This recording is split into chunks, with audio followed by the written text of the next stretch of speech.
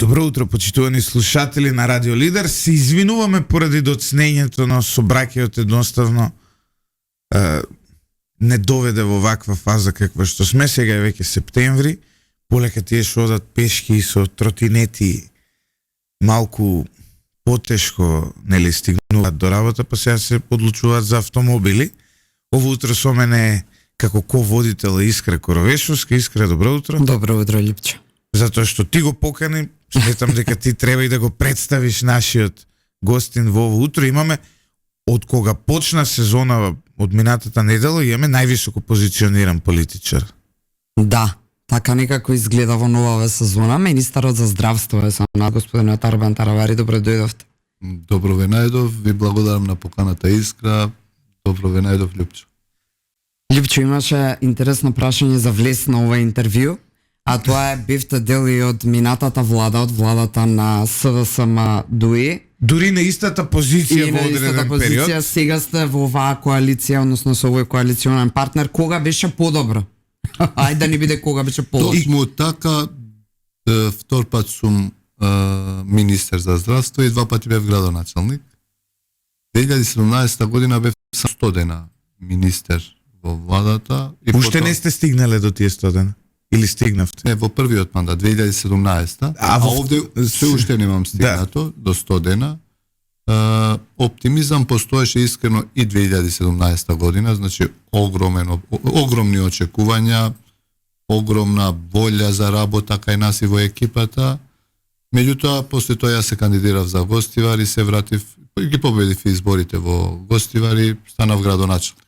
Повторно екипата има план, има визија, знае што сака. Почнавме доста амбициозно, јас мислам дека почнавме како министерство доста амбициозно.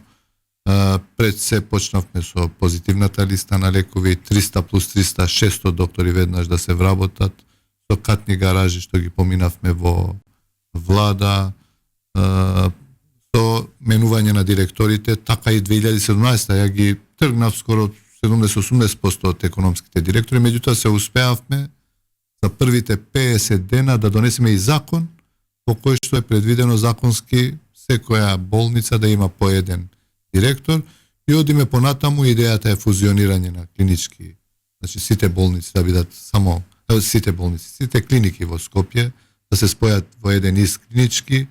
Екипата е формирана, советодавното тело предводено од професор Јан Куловски, бившиот ректор и декан на медицински факултет. Добра е екипа која што дава доста надеж. Меѓутоа, овие се првите работи што успеавме да ги направиме, да ги сработиме првите 80 дена. Сега одиме понатаму, битна ни е регионализација, значи целта е освен болниците во Скопје, не само клиничкиот центар, мора да признам дека и 8 септември релативно добро функционира и градска болница секако, да почнеме да ги активираме малку повеќе Тетово и Штип, исто Струга и Охрид и Битола. Едно подпрашање само кратко, Да. извини Липче, тука ги спомнавте економските директори, ама јавноста ви замери од некои од нив се па советници згрижени како советници. Од една страна ги тргнавте, нели тоа беше и ваше ветување во кампања, законот го кажавте, тоа го реализиравте, ама па се згрижени како советници, што значи дека можат да дозимаат и поголем хонорар од колку ова што беа директорските позиции. Ја не можам да генерализирам, ја кажав дека во болниците не треба да има болниците, по клиниките генерално, тоа се 40 здравствени установи, клиниките плюс болниците кај што има над 1000 вработени, економски директори веќе не постојат. Дали некој од нив били може би експерт и некој мисли дека треба да го земе и да го вработи и да го врати и да го има како советник или во неговата екипа, тоа е веќе друга работа, тоа не е работа на министерството. Што се однесува до министерството, ние првите 10 дена спремивме промени на законот, измени на законот, истата по нормална процедура си помина во собрание и ме радува што сите политички партии, освен сите други го поддржаа законот и законот помина, измените на законот поминаа со над 90 гласови во парламент, што ретко се случува во Македонија. Таравари, како донесовте одлука дека клинички центар не може вака да функционира и дека треба да биде споен во една институција? Затоа што ако не се лажам, мене не ме држи толку помнењето во делот на здравството, но ако не се лажам, ние веќе еднаш имавме нели единствен клинички центар, па потоа се приде кон системска децентрализација и сега се враќаме повторно назад по тој пат. Ние вака обично знаеме да се шегуваме наутро, но ова немој на крај и у социјализам да се вратиме вака како сме тргнале да ги враќаме работите како што биле претходно. Каде закочи работата во меѓувреме и дали може би ова интегрирање во еден систем, во една институција, дали може би не е поради јавните набавки за тие да бидат централизирани, за некој да може полесно да профитира. Некој така може би да гледа на оваа работа. Убаво и интересно прашање истовремено. Ајде да објасниме вака што посимплифицирано. Јас тука работев и полно наши колеги тука што работиме е заедничка констатација, скоро на повеќето, да не речам за 100% на колегите кои што работиме во клинички центар, дека пред 2007 година тоа беше споено во ист клинички центар. И потоа се сепарира, се оделија во 32 или 30 институции. Што е целта? Таму имате 32 директори, пати 64 директори имаш. И сега 32 институции имаат по 5 членови на управен одбор. Тоа се плюс 160 луѓе кои што еднаш месечно се состануваат, а се платени од државата. Јавни набавки, да, секако и тоа. Во една клиника се набавуваат, на пример, ракавици за 2 денари и во една друга клиника за 20 денари. И маски, на пример, во една клиника се да набавуваат за 0,5 денари и во другата 10 денари. И секогаш кога се набавува поголема количина, секогаш е поевтино. Отколку кога се набавува од 30 институции, иста работа, секогаш цената е повисока. Основи на економија било кој што учеле тоа. Ние често се случува од една во друга клиника треба да се фактурира. Пример, ако од кожно се испрати пациент во пластична хирургија, треба едната клиника да плати на другата. И заедничка констатација на сите нас, кои што работиме таму, може би има ретки случаи некој што мисли дека вака е подобро, е дека треба да се спои. Дури мене ме радува што и последниот директор на клинички центар, еден професор од хематологија, професорот Георгиевски, е дел од тимот за да се спои повторно клинички центар. Ме радува дека во тој тим кој ќе го предводи комплет интегрирањето на клинички центар се професори, луѓе кои што работат таму, го сакаат тој клинички и сакаат што поубаво да функционира. И кога ги гледам тие луѓе и кога слушам колеги дека навистина ова што го направивме експериментот 17 години не функционира за жал, ја мислам дека треба да се вратиме на тоа што функционира. Тоа е долг процес, со таму има веројатно многу бирократија, сепак да ги споиш повторно тие институции, па имаш проблеми со човечките ресурси и така натаму. За колку време може да очекуваме ние дека ќе добиеме еден интегриран повторно клинички центар со еден директор и едно раководство? За дезинтеграцијата требаше повеќе од една година. И заедничка констатација на сите нас, и директорите, и советодавното тело во Министерството е дека ни треба период минимум. Ја ќе бидам оптимист доколку успееме и наш таргет е 1 јануари 2026 година да започне заеднички клинички центар да функционира. Тогаш и директор ќе назначите или него порано ќе го назначите за да може да пофати? За типот на организација внатрешна е отворена дебатата. Дали ќе биде еден директор или ќе бидат тројца директори? Ама еден секако треба да начело на бордов. Секако еден треба да раководи, меѓутоа јас сум подготвен да разговараме и за тоа да биде и постепено интегрирање. Пример, хируршките клиники кои што и физички се во иста зграда, пример урологија, неврохирургија, пластична хирургија, дигестивна хирургија, полека да започнат одредени работи да ги организираат заеднички. Исто како и за интернистичките гранки, на пример неврологија, кардиологија, хематологија, трансфузиологија и други гранки полека да почнат некои работи заеднички да ги работат, за да процесот кулминира со актот на промена на систематизација во сите овие клиники, да нема гап во набавките, бидејќи секојдневно од секоја клиника се набавуваат одредени работи. И знаете како, сега сите 32 клиники или институции имаат своја администрација. Тие се подготвени сами да работат. Ние треба и тоа да го размислиме, да не доаѓаме во состојба што да недостасува или нешто да имаме повеќе. Затоа треба да бидеме внимателни, да работиме и да правници успееме. ќе имате многу повеќе, затоа што, пример, зборуваме И правници, економисти, да, ако соберете од 30 клиники, кога ќе соберете, мислам дека толку вработени во Министерство за финансии, ќе нема економисти. Вишоци се секако. Да, тоа се ќе ви излезат огромни Веќе вишоци. има усмена, да речам, сугестија до сите клиники, до сите директори, за да овој период, до следната година, воопшто да не, ако оди некој во пензија, да не се примаат други административци, нели, бидејќи имаме премногу. Меѓутоа, ќе се снајдеме и ќе видиме како ќе се организираме. Ако има вишок, повторно можеме да ги преместиме. Одредени кадри кај што недостасува, може веднаш да се направи трансфер, така да не Да сепак е тоа администрација да не Да, патат на заедничка крајот администрација, пациентите. Дали Игор Гила Николов, докторот, ќе биде првиот директор на водечот на бордовите или единствен или како и да е? Имам таква информација. Може да кажете да, не? Воопшто не сме разговарале. Игор Николов како име е добро име, меѓутоа сепак треба да се седне, да се разговара и да се изнајде најдобро можно решение. Меѓутоа, едно од решенијата, ако биде Игор, ја мислам дека е сосема добро име. Едно од решенијата?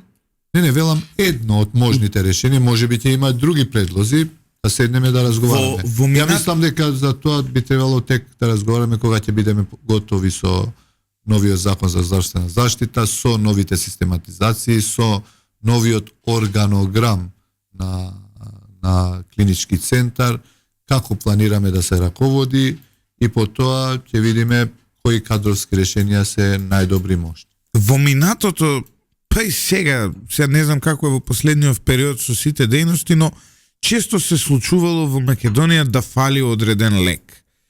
Никогаш нема да го заборавам периодот вести невролог, имаме се уште, односно близок од нашето семејство кој има проблем со епилепсија, Тегретолот. Кога не тегретолот, мислам дека беа депакин. Валпроат, да.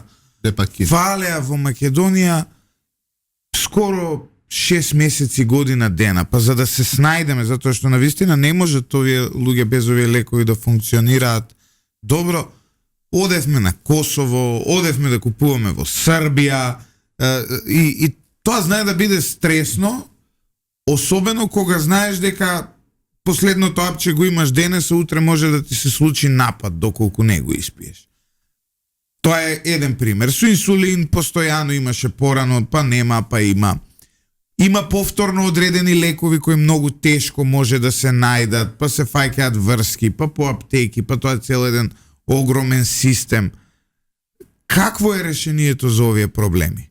Затоа што тие сепак од приватни компании се увезувани во Македонија, но може ли државата да состави регулатива која ќе наложи овие суштински важни лекови да бидат цело време достапни? Се согласувам, повремено се случувало. Традиционално и не само во Македонија, и во други држави. Зборувам за соседни, за европски не се случува. И тоа знаете како, за среќа ние сме мала држава и од било кој град соседството е 1 час и до 2 часа. Ама има луѓе што може да си го дозволат. Апсолутно. Меѓутоа не е добро да недостасува. Било кој лек не е добро да недостасува, посебно лекови кои што се за хронично болни. А и епилепсијата е една од хроничните болести, каде што ако нема лек пациентот ден, 2, 3, може да има напади. Се секавам по групи бараа луѓе да не има некој од ова, да не... Па ние ќе земевме повеќе, ќе им дадевме на дел од луѓето. Тоа беше малку еден траурен период. Секогаш кога недостасува треба да се најде кој е кривиот, зошто го нема. Зошто, например, е направена доцна набавката на лекот. Меѓутоа, ја колку што знам во периодов не се случило.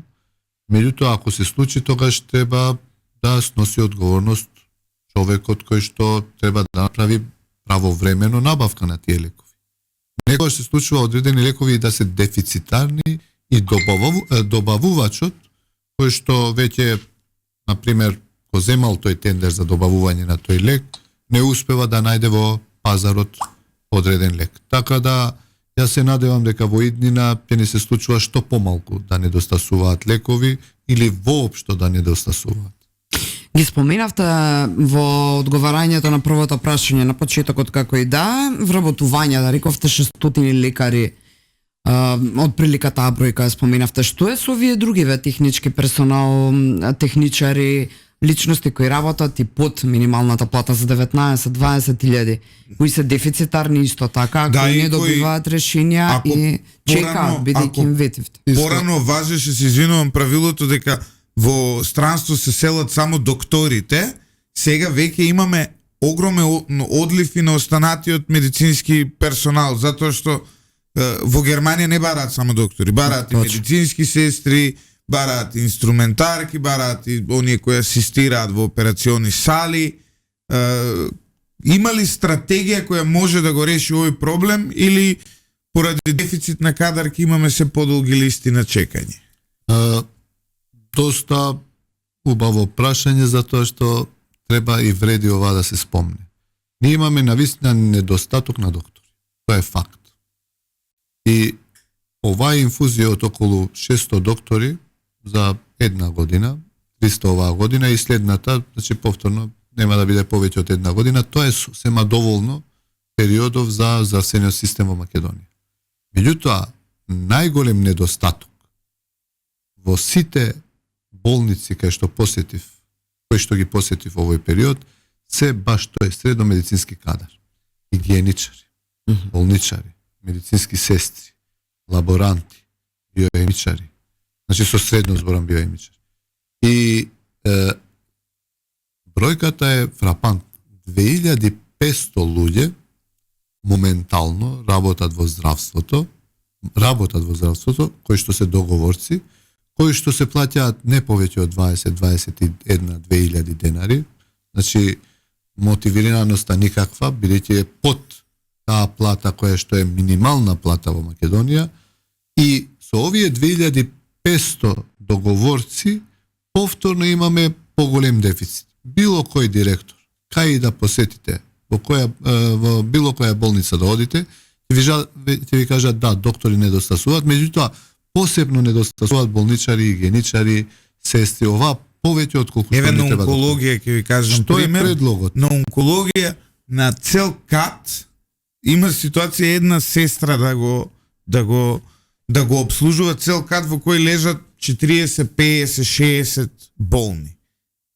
И една е дежурна за сите тие луѓе. Тоа е трагично да ја гледате судбината на таа жена, колку многу работа има. Јас сум разговарал и ми велат, викам, добро, како успевате воопшто? Ја ве гледам, знаете, се извинуваат што доцнат, не можеме да стигнеме и така натаму. Тие велат, па си ја сакаме работата и тоа мора да помагаме на луѓето. Но не може да биде така, знаете. Не може цел кат да биде со една сестра оставен. Што е предлогот? Како да го решиме овој проблем? Оти проблемите, еве, ги детектираме, сега ни требаат решенија. Едно од можните решенија е од 2500 договорци. Ако можеме, ја ќе се обидам, повторно ќе ми треба од финанси да можеме тоа да го менаџираме, барем половина, 1250 од нив, оваа година од договорци да им дадеме решенија за работа. За текувнава 24-та зборите. 24-та ако можеме и другата половина идната година, па после ни се отвараат повторно простор за нови договорци. И побаравте на министерката или ке и побаравте? Кажано е на министерката, нејзе и требаше време да види, да анализира што можеме да направиме, така да јас се надевам дека ќе изнајдеме решение, барем дел од нив, да ги решиме со решенија за работа. Оти на вистина е греота некој да работи 8 години, 10 години, 5 години со договор на дело, да биде платен под минималната плата, да работи тешка работа И да не му тече стаж. и да не му тече ниту здравствено осигурување, ниту стаж. А работи во здравството. Да, меѓутоа овие не се Лјупчо, не се проблеми од денес. Не. Луѓе кои што работат може би има и над 10 години, а повеќето се под 10 години, меѓутоа повеќе од 1 или 2 години.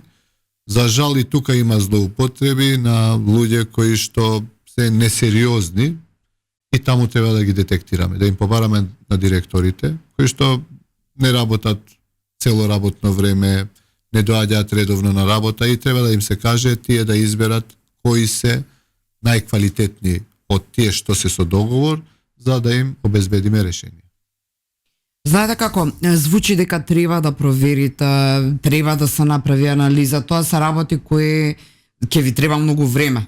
А луѓето очекуваат резултати, очекуваат дека веќе сте подготвени како тим, како министерство да делувате, а не допрва да треба да ги... Иска, веќе предлогот е кажан, инсистирање од наша страна, меѓутоа секогаш се што се прави, треба да се плати.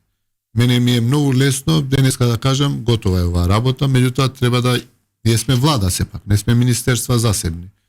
Да ми каже дека не сме во можност. Знаете, прифативме и започнавме како влада со огромен буџетски дефицит. Дури беа во прашање и плати, и пензии, дали ќе се покриеме до крајот на годината. Сега мене ми е многу лесно како идеја да ја кажам, да ја фрлам и да речам мора ова да се направи. Ние сепак мислам дека треба да бидеме меѓу нас синхронизирани и кога ќе кажеме што дефинитивно, тоа ќе го кажеме заедно со Министерката за финансии, изнајдовме решение и ова ќе го решиме. Како, впрочем, за специјализантите. Нели проблем повеќе од 10 години. Да. Кога? Никој не го решаваше, имаше протести, ние изнајдовме решение третата седница на владата, третата недела, излеговме, рековме 300 можеме оваа година и следните 300 идната година. Тоа е решение. Меѓутоа, тоа е покриено и со буџетски средства. Сега ми треба и за 1250, ми треба да имам сигурно дека имаме можност тоа да го покриеме и нема никаков проблем. Ќе излеземе заедно со Министерката за финансии и ќе го кажеме тогаш тоа е навистина решение. Според некои проценки на луѓе од меѓународни организации со кои сум разговарал, вие давам оваа информација така малку може ќе ви звучи и на тепка, но криминалот, корупцијата во македонското здравство изнесува најмалку 100 милиони евра годишно. Зборувам за оние набавки кои се со преценета вредност, па имате одредени медицински материјали кои можете да ги купите директно од производителот, не знам, за 4-5 евра, а тука ги продаваат за 20 евра на нашите клиники.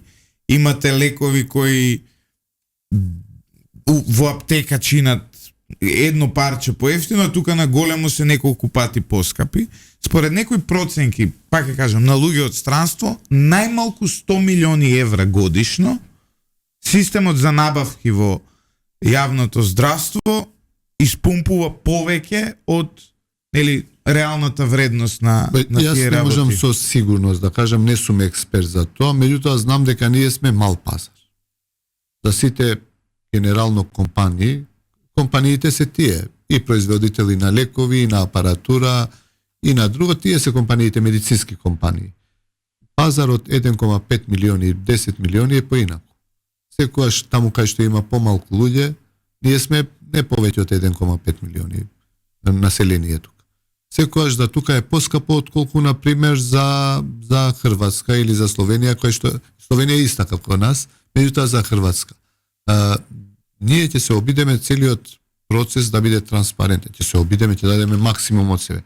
Меѓутоа, не можам да гарантирам дека некој некаде и не злоупотребува. Затоа, тука сте вие новинарите, тука се невладините организации, тука се другите луѓе кои што ја ги нарекувам алтруисти на општеството, кои што и го сакаат доброто на ова општество, сакаат да помагаат, треба да ни укажуваат. Треба да не алармираат таму каде што има сомнежи, за да провериме и ако има такви злоупотреби, веднаш, барем, ако не можеме веднаш тие 100 милиони злоупотреби да ги тргнеме одеднаш, барем да намалиме и постепено воопшто да не постои. Потоа тие ќе имате плата за овие што ви треба со тие 100 милиони евра. Секако, јас мислам дека некој ми вика, што ќе заштедуваш, не ги даваш за вторите директори, ти платите од джеб. Преку буџетот е и мој, и твој, и на сите. Од твој джеб ги давам. Не ги давам од мој, од твој треба Буџетот е наш заеднички. Ама што заштедуваш од 40 плати? 40 плати по 1500 евра, 12 месеци, 10 години заштедуваме. Ако заштедуваме од некаде помалку, од друго место уште помалку, ќе видиш дека ќе покриеме неколку пациенти или лекови за неколку болести. Кога откажа системот за кислород, се потсетив на уште еден муабет на овие мои пријатели од меѓународните организации. Постои еден документ кој е предаден на претходниот, мислам, министер за здравство. Една евалуација на нашиот систем направена од една меѓународна организација, и во тој документ кој јас го немам објавено за да не шириме паника, уште тогаш проценивме дека во овој момент не е тоа добра работа, стои дека доколку во Македонија не се засили секундарното здравство и приватното здравство, клиничкиот центар на среден рок е можно да колабира. И потоа кога го видов тоа откажување на компресорскиот систем, ми помина таа реченица која беше прилично агресивна при евалуацијата на нашиот систем. Велам, еве, почна и еве се случува.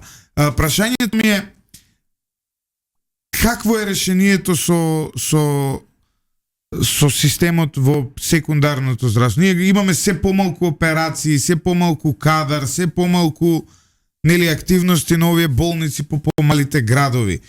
Има и болници со одлична инфраструктура, но едноставно не функционираат. Па сите се принудени да доаѓаат во Скопје. Во склоп на тоа што кажав, децентрализација на здравството. Спомнав клиничките болници Штип, Тетово, Охрид и Струга и Битола. Ние и со дигитализација е една од работите кои што мораме да, иако мој термин е фантастична апликација, меѓутоа тоа е тоа. Треба нешто ново која што ќе ги вклопи во себе, ќе ги интегрира сите, и јавното, и приватното здравство, и аптеките, и фондот за здравство. Што можеме за секундарното? И ја мислам дека најатрофиран дел, најосушен дел на здравството е секундарното здравство. Со ретки исклучоци. Не сакам да генерализирам. Примарното здравство генерално добро функционира во Македонија. Зошто? Затоа што е полуприватно. Значи, фондот ги плаќа по капитација, по глава на пациент. Колку пациенти има, толку ги плаќа фондот. И таму инвестираат докторите сами во своите ординации, се усовршуваат, даваат релативно добри услуги. Секундарното што прави? Секундарното е некако како полицаец кој што кажува кој кај треба да оди или да препишува лекови. За жал, не сакам, повторно велам, да генерализирам, бидејќи имаме и добри доктори во секундарно здравство. Меѓутоа, генерално не им се работи и ќе кажат оди за Скопје, ако го испрати матичниот доктор во секундарното. Ние што треба да направиме сега? Треба овие 4 клиники да дадат упат тие, исклучиво тие. Пример, Полошки регион, Тетово, Гостивар, треба од Тетовската болница да кажат дека треба да оди во Скопје пациент.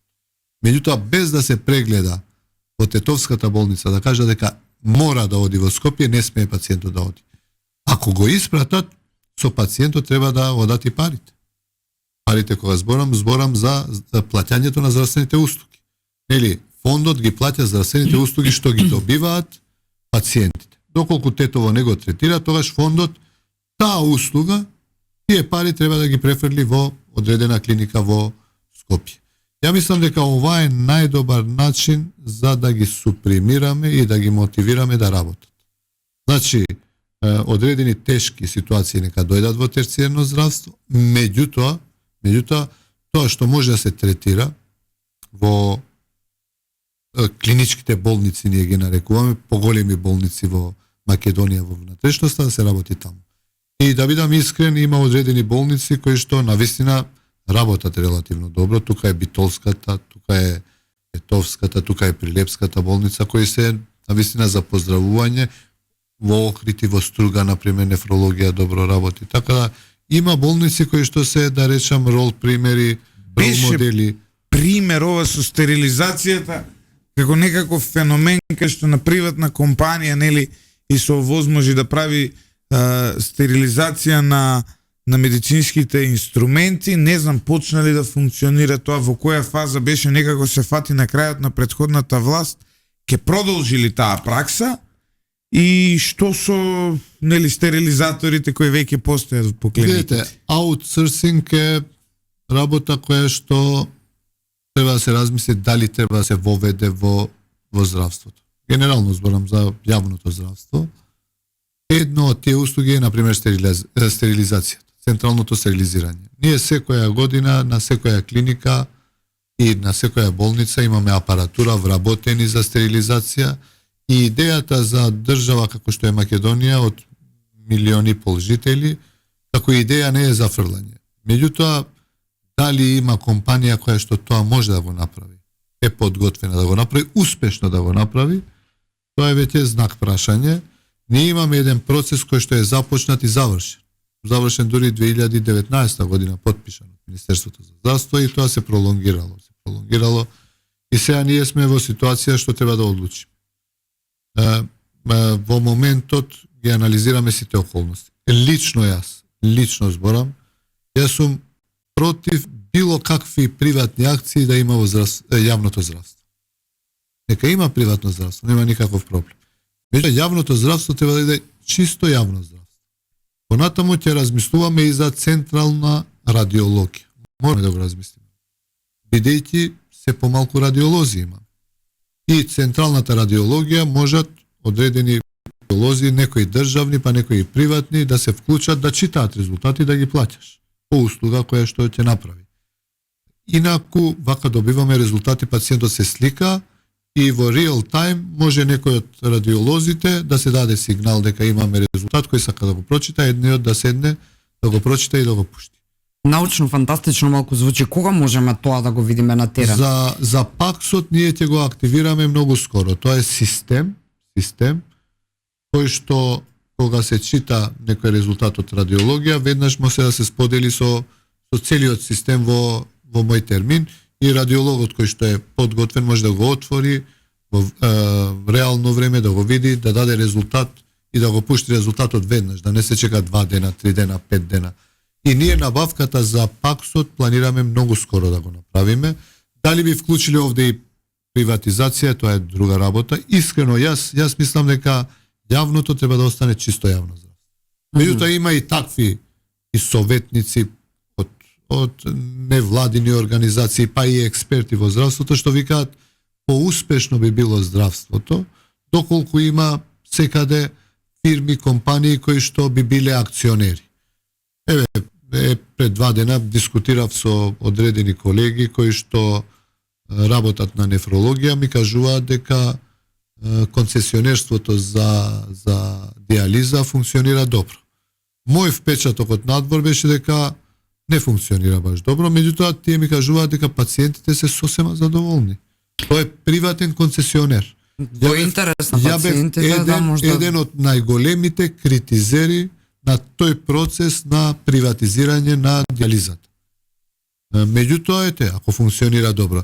И за стерилизацијата, моментално ние комплетно го анализираме и договорот, и можностите, и ќе видиме сега како ќе одлучиме, све во процес на одлучување дали да се даде, да не инвестираме веќе, да ги земе и работниците, и апаратите, да немаме воопшто работа со стерилизација. Како, например, храната во клиничките. Во Албанија таков е случајот по болниците, и во Италија, и во повеќе држави, и во Италија функционира така и сосема добро функционира. Меѓутоа треба да бидеме внимателни и да донесеме најдобра можна одлука што е за доброто на пациентите.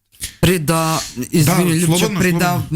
предпоставам имаме и политички неколку прашања. Не, пауза затоа што гледам дека Таравари ужива во овие медицински прашања, но малку треба и Жешкиот Костан да го... Само уште пред Жешкиот Костан со екстремно политичките. Рековте дека очекувате, деновиве во некој од јавните настапи, дека очекувате на почеток на следна година нова компресорска станица, има една фирма пријавена од како се мачевме како држава на тендериве и никој не се пријавуваше. Која е, ќе успее, ги исполнува ли условите? Компанијата е доста сериозна, ги исполнува сите услови. Вчера ми кажа пред крај на работно време, јас го потпишав договорот. Тие ми велат дека за 4 месеци требало да биде готово. Така да размислуваме и за опцијата да имаме и бекап. Сега што ни се случи? Не работи или има некаква диверзија во компресорската станица и немаме бекап. Што размислуваме? Да направиме нова компресорска станица, а старата, откако да почне оваа новата да функционира, да ја сервисираме и да ни стои готова. Во случај да оваа не функционира, веднаш ја активираме другата и имаме бекап, не се секираме. Повторно можеме релаксирано да ја средиме првата. Така Ова значи ексклузивно е практично, сега го кажувате, договор потпишавте за... Потпишав вчера при крај на работно време. Добра. Искра, Жешкиот Костен ќе го оставиме за порекламите, каде што малку ќе проанализираме, почитувани слушатели, каде плови овој брод во делот нели на политиката, во функционирањето на владата, во меѓуетничките односи, ако сакате, затоа што држава сме ние ако немаме меѓуетнички тензии. Ние не може да функционираме без тоа. Тоа не храни и ги храни нормално нашите политичари. Се враќаме назад во студиото на Радио Лидер со нашиот гостин, министерот за здравство Арбен Таравари.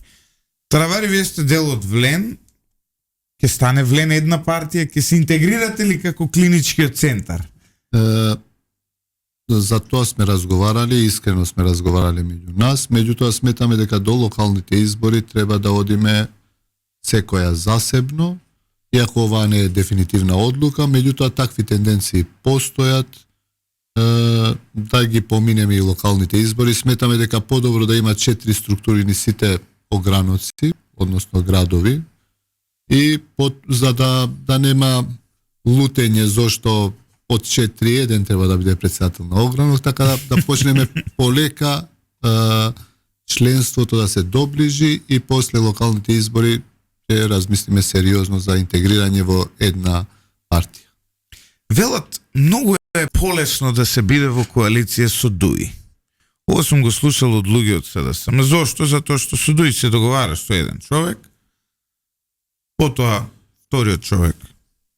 Како се викаше вториот човек? Груби. Да, ги реализира работите што си ги договорил. Кога седнуваш со овие од ВЛЕН да се договараш, доаѓаат четворица со 4 различни математики за тоа како треба да изгледа нешто. Од една страна, од друга страна во минатото видовме дека имавте неколку пати влегувате, излегувате, се делите внатре, па кој го има печатот, малку наликува на многу по-тежок систем за соработка. Искрено, периодов ние сме супер интегрирани. Значи имаме една кадрова комисија која што комуницира, само еден човек комуницира, например, со ВМРО. ВМРО внатре имаат уште, не знам колку, 20 партии сигурно. Да. Така да не зборувам за нивната страна, меѓутоа од кај нас пратеничката група има еден човек кој што е координатор, имаме еден портпарол, во владата имаме Изете моментално како одговорен, како координатор, Снопче како координатор на пратеничката група, така да генерално функционираме унифицирано. Може би некогаш имаме различни ставови, меѓутоа тоа е нормално. Во една партија може да има различни размислувања, меѓутоа никогаш не се случувало, освен првите 2-3 состанока со ВМРО да бидеме четворицата, генерално едниот од нас оди и ги има ставовите од сите 4. Аналогно на ова Љупче што го збори, апропо постојаната никоја мисла или тенденција или не знам еве како сакате, која лепди е дека ова е терен за да се подготви враќањето на ДУИ во еден момент во власта, никој е реформирано ДУИ, без Ахмети на чело, без Груби. Колку ситуациите како оваа конкретнава, да речеме во собрание со законот за бранителите, се некаков вид на сигнал дека можни се работите да стигне до таму. Знаете зашто вие вчера рековте исто во еден јавен настап дека не мора да се занимаваме сега со законот за бранители кој гаши него става на тврдејќи дека деловникот го крши на комисиска расправа, од друга страна Мицкоски смета дека треба да го стави председателкава. И дека тоа е тука во минатото, Значи, сега и во иднина за бранителите. Законот за бранители, ова е 7ми пат што се гласа. Не е прв пат. 7ми пат се гласа закон за бранители. 2002, 5, 7, 11, 2014, и сега е 7ми пат. Ја мислам дека тоа е повеќе некако провокација која што ја обработуваат заедно ДУИ со СДСМ. СДСМ никогаш не ги... Заслужува ВМРО да помене со ова? А не сум разговарал со ВМРО, меѓутоа генерално и тие не беа, мислам дека не беа, дека е моментот сега, бидејќи се подкреваат меѓуетнички тензии, не ни треба таков луксус во моментот. Ја мислам дека имаме многу побитни теми кои што треба да ги истераме по нашата агенда, а нашата агенда заедничка во владата беше интеграции, корупција и криминал, правна држава, економски развој, децентрализација. Мислам дека овие треба да не бидат точките што не спојуваат и за кои што треба да работиме посебно периодов, реформи во државата. Мислам дека во ДУИ, ако го немате Ахмети, нема ДУИ. Ја ова го тврдам. Тој без Ахмети е влен? Европски фронт. Нема Европски фронт. Тоа е ДУИ. Другото се сателити, инсталации на ДУИ кои што постојаат во двете партии. Значи сакате да велите кажете расколи во партиите. Знаете што? Ахмети кога виде дека е во тешка позиција, дека може да биде загрозен, он ги активира сите инсталации што ги имаше. Аријани Тоџа го зема од БЕС, Зейд го зема од Алтернатива, Зијадин и Кренар ги зема од Алијанса. Турските партии, посебно ТДП која што има многу гласови, ги зема и нив. Минимум ДУИ, односно Европскиот фронт, има минимум 20.000 турски гласови. Бошњачка партија, која што можеби нема, ромска партија. Значи, виде дека моментот е живото загрозувачки за него. Политичко загрозувачки. Но не се спаси политички. Не се спаси, дефинитивно. И ја мислам дека ДУИ за кратко време, посебно во локалните избори, ќе биде дефинитивно, да речам, декапитирана, ако Ахмети не е во ДУИ, не постои ДУИ. Обично локалните избори се пресудни. Да, сакав да прашам што е со одговорноста за криминалото. Ти купишта работи, отворивме и како медиуми, и вие како тогашна опозиција. Нема, знаеш како, до например, сега ДУИ? локалните избори му пресудија на Зоран Заев и на Никола Груевски.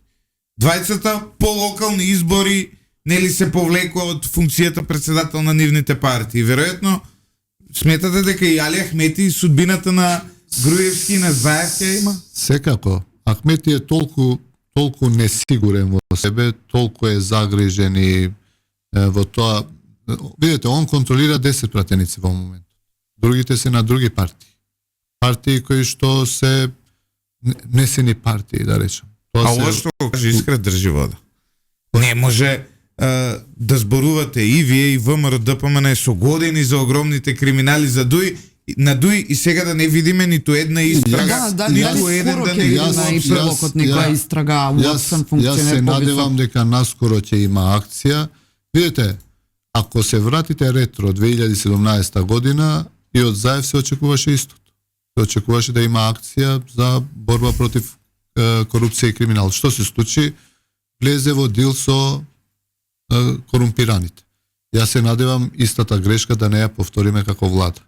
Доколку нема акција... Поради тоа Заев е во историјата сега да бидеме вака искрени. Доколку и ние не постапиме, и ние ќе бидеме наскоро во историјата.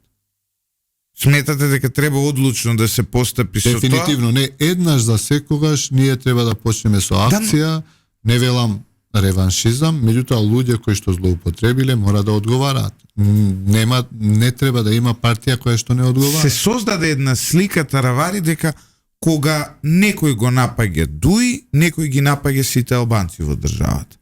Се создаде една слика дека ДУИ има одреден монопол над албанскиот национализам и овде ќе ви забележам и вам, ви во дадени моменти како коалиција, дел од вашата коалиција, дел од луѓето таму, се трудевте да бидете поголеми, нели, националисти во ДУИ за одредени прашања. Дали сега кога сте во извршната власт, можеби свативте дека во Македонија не е проблем националноста, туку е проблем дека немаме систем за сите. Етничката припадност е битна, меѓутоа не најбитна. Меѓутоа е многу битна. Треба да бидеме свесни дека е многу битна. Ние соживуваме овде со векови. Не е дека последните 30 години живеат албанци, македонци и сите други заедно тука во Македонија. Си живееле. Дури народот живее многу порационално меѓу себе, соживуваат, отколку политичарите. Ние ствараме тензии. Јас сум сигурен, ако имаме добар економски развој, ако почнат инвестиции, ние ќе бидеме нормална држава сите, како сите други европски држави кои што се развиени економски држави. Видите во Швајцарија, например, или во Германија, толку е ирелевантно на која етничка заедница и припаѓаш, за да се вработиш во некоја институција, болница, универзитет, воопшто не те прашуваат. Тоа е, можеби, и не пишуваат од која етничка заедница, меѓутоа имате секакви етнички заедници, тие кои што се способни, вработени во универзитети, во болници, во други институции.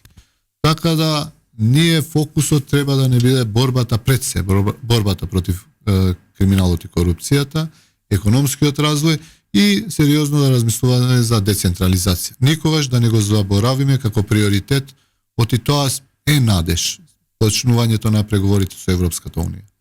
Сите очекуваме и сите наши луѓе кои што одат од Македонија, одат таму, во тие држави. И добро би било, и јас се надевам, и јас сум многу оптимист дека ние наскоро, многу скоро ќе започнеме со преговори.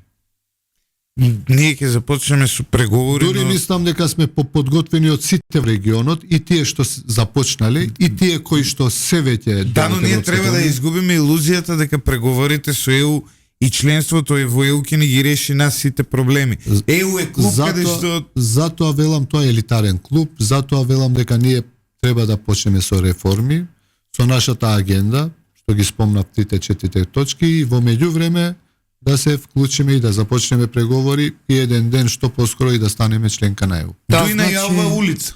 Дуј вели, ние ќе излеземе на улица, ги чекаме веќе некој период, тоа само во Македонија ме потсетува на Дуј на Илинденско востание кое впрочем пропаднало.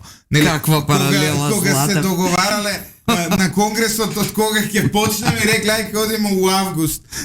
Така и Дуј велат, ние сега од септември, сега може септември ладно ќе им дојде. Па ќе остава за пролет. Па и на пролет. Воопшто не ме плашат како варијанта. Воопшто не ме плашат, бидејќи не останаа луѓе више тука.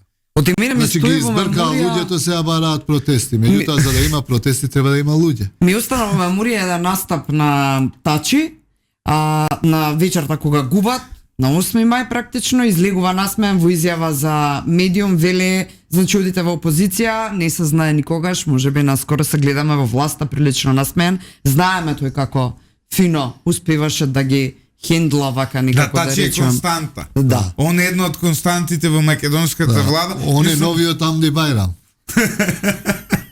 Значи, воопшто не сте загрижен дека е можно да се случи некаков не знам, некакво унапредување на оваа варијанта Европски фронт, така наречен на чело со Дуи, па и Алијанса силата која што вие зема на некој начин и да се обидат да ве бутнат од оваа коалиција, или е супер цврста и немате никаков проблем внатре со тоа. Коалицијата е супер цврста за сега. Јас ви гарантирам дека Европски фронт немате, имате Дуи, односно имате Али Ахмети и сателити околу него.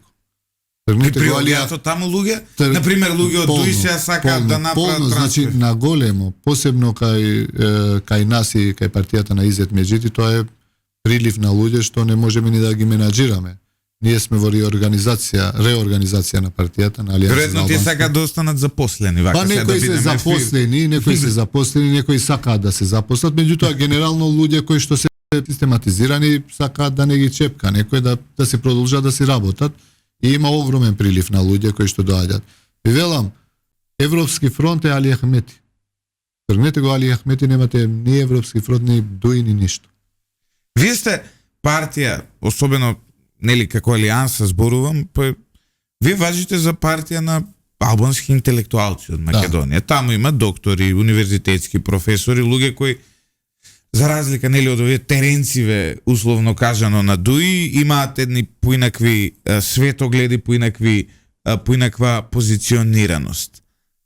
Не мислите дека тоа ви е проблем, затоа што, знаете, кога ќе излезете на улица, тие со уличната школа секогаш ќе продомираат покрај некој кој е доктор, интелектуалец и така натаму и може да прават притисок полесно за глас. Што сме го гледали, нели, во минатото, не ве плаши малку тоа да се соочите, затоа што дуе секогаш, они се као Шин Фейн од Северна Ирска, они се секогаш на работа, тоа дали се политичка организација, милитантна организација, а тоа милитантното знае малци и да биде и како мафијашка организација. Видете, ДУИ ги злоупотребуваше сите привилегии на власт. Значи, полиција и секоја бараба од ДУИ може да оди да претепа некого и ништо не одговара. Во моментот кога првиот што ќе злоупотреби, значи, насилен приод кон луѓето за да гласаат за некого, нема да ги имаш тие бандити. ДУИ успеа што од бандитите да направи рол модели. Например, одредени ликови кои што не би сакал да ги спомнам во Скопје, Гостивартетово, Струга, кои што се пар екселанс бандити. Сите ги знаат како најлоши луѓе, каматаши, луѓе кои што прават секакви се бават со трговија на дрога. Ги гледат да не кажам. Ги имаш на потерница на Интерпол и на слика со Талат Джафери. Тие беа модели во општеството, за жал. И тие можеа се да направат, памтите со полицајката. Да. Во Скопје. Која сама се удрива. Сама се удри во булдожер, во пајак. Да. Така, ако ги пенализирате 20-30 од овие, нема више такви луѓе. И тенденцијата треба да биде тие да не бидат модели за младите луѓе во Македонија. Генерално и кај македонците е исто, и кај албанците е слично, малце понагласено, така треба само да се делува, да немаат полиција и ќе ги снема. За тие работи веќе сме, да не речам, и еднакви. И вие албанците имаат во Македонија универзитети на кои се продаваат дипломи, македонците имаат универзитети на кои се продаваат дипломи. За жал, да. И таму етничката поделба дури. Зашо некој македонец викам не иде кај Рамис Мерко да си купи диплома, што идете само кај нашиве. Малку треба и во тој дел да се подобрат меѓуетничките односи, ние сме. Тука верувам дека во криминалните дејанија е се погодено. Пеналот еден им гудри народот на изборите, вториот е да покажат истражните органи дека можат и да ги санкционираат како што очекуваат граѓаните и тогаш, што ви рекле вие, да им се покаже местото и да нема веќе ДУИ инсталирана секаде навидом мокина. Апсолутно, значи да се инсталирани со вработувања и со луѓе кои што заслужуваат, нема никаков проблем. Меѓутоа, структури на подземјето и банди, ја мислам дека не е добро и за општеството, а не е добро и за луѓето кои што се критични, меѓутоа сепак се плашат, не сакаат да имаат работа со некој бандит од некој град, така да се потивки. Јас ги гледам сега, критично се однесуваат повеќе луѓе и према Влен и мене ми се допаѓа тоа, дури често им велам барем порано не смеевте да зборувате, сега зборувате слободно и тоа е дел од тоа дека полека во општеството се враќа онаа што треба, да речам, слободата на говор, критиката и опозиционерството како што треба. Меѓутоа, секако дека очекувањата на луѓето се огромни за борба против криминал и корупција и ако не започнеме со ова, верувате, разочарувањето ни е до врата. СДСМ сега го води доктор, ваш колега, нели, Венко Филипче. Тој доктор ве замени на позицијата министер за здравство. Сте размислувале ли некогаш за можна некаква соработка и повторно со СДСМ? Со Венко ние се знаеме 20 години, не како политичари, туку како доктори. Се почитуваме како колеги. Јас сум невролог, он е неврохирург. Да. За сега не сме имале сродни дејности. Средба, да, меѓутоа ние пријатели ќе си останеме без разлика на политичката припадност. Така за сега немаме некој план или нешто да седнеме да разговараме. Меѓутоа за пациенти се како нон-стоп комуницираме. Вие се уште работите? Да, секоја среда, утре ми е ден на клиника. Прво предпладне со пациенти, на после мој пладне термин може некој да закаже кај министерот. секако. За здравство? Видете, моето име не стои таму, меѓутоа со приоритетен упат ги прегледувам пациентите, а после од 14 часот ќе испитувам студенти за испит по неврологија. Добро, тоа треба да имате време да го водите министерството. Значи секоја среда никој не го води министерството, сега јас како задрт новинар. Секоја среда, меѓутоа ние работиме и сабота и недела, не е само среда, така да никогаш во министерството не остануваме до 4, ретко некогаш излегуваме пред 6 часот, ретко се случува, така да ја мислам дека го компензираме тоа што оди ден за пациентите. Да не треба да го ослободиме министерот. Мислам дека треба да го ослободиме министрот. Травари, ви благодариме за вашето гостување во утринското еспресо на Радио Лидер. Ке се, иако турско пиевте, такво си порачавте. Турско без шекер, доктор. Вие не го викате дека, пошто кај нас во Македонија дел од рестораните го пишуваат македонско. Да, вие не го викате албанско, може би. Во Србија српско го викате истото кафе. Често кога се гледам со представници на меѓународната заедница, им велам за да не разберете нас балканците, да ви објаснам, оваа кафе во Македонија се вика македонско, во Грција се вика грцко, во Босна се вика босанско, во Албанија се вика албанско, во Србија се вика српско, во Турција се вика турско, исто кафе, секој по свое име. Така да тоа е менталитетот, балкански менталитет, истото е што го пиеме, без разлика како ќе го наречеме. А во суштина е етиописко најверојатно. Ви благодарам, многу ти благодарам и тебе, Искра. Почитувани слушатели, тука завршуваме. Се гледаме и утре изутрина, заедно со мене утре е Сотир Костов. Не знам кој гостин го договорил, но ќе имаме и гостин. Задутре ќе правиме анализа на овие последни истраги што се водат околу Струмица, а во петок ќе финишираме со Агим Јонус и меѓуетничките тензии кои јас и тој стандардно ги правиме секој петок со цел, нели, да фрлиме една сенка на сатира на тоа што се меѓуетнички тензии, затоа што подобро ние да ги правиме од некој кој навистина верува во глупости.